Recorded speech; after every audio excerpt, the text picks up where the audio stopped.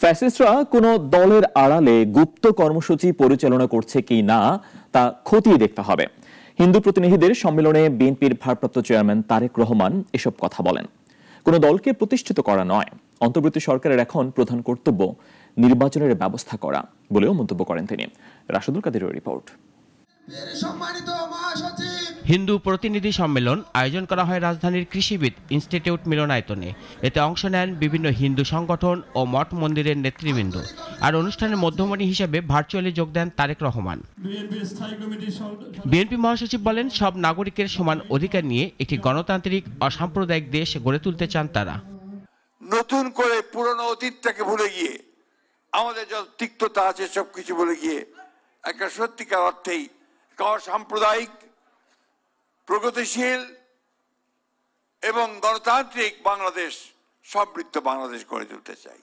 দেশে গণতন্ত্র ও ন্যায় বিচার প্রতিষ্ঠা করতে না পারলে সংখ্যালঘু বা সংখ্যাগুরু কারোর জন্যই শুভ না বলে প্রধান অতিথির বক্তব্যে জানান তারেক রহমান।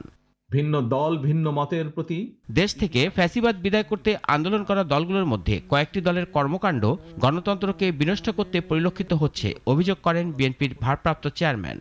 কোনো দলের আড়ালে গুপ্ত কৌশলে ভূমিকা রেখে যাতে দেশকে অস্থিতিশীল করে তোলার সুযোগ না পায়, গুপ্ত বাহিনীর সেই অপকৌশল থেকে রক্ষা পাওয়ার জন্য অন্যতম প্রধান কৌশল হচ্ছে একটি, ফ্যাসিবাদ বিরোধী জাতীয় ঐক্য বজায় এবং বহাল রাখা।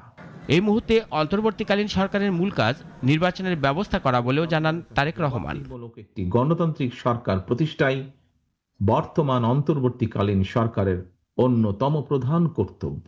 অবশ্যই কারো দলীয় স্বার্থ বাস্তবায়ন করা এই সরকারের কাজ নয়, এবং এ কারণেই বিএনপি এই সরকারের প্রতি কোন রকম চাপ প্রয়োগ করার পরিবর্তে বরং ভিন্ন মতের জায়গাগুলোতে নোট অফ ডিসেন্ট, এটাকেই বিএনপি ডিসেন্ট ওয়ে বলে মনে করে।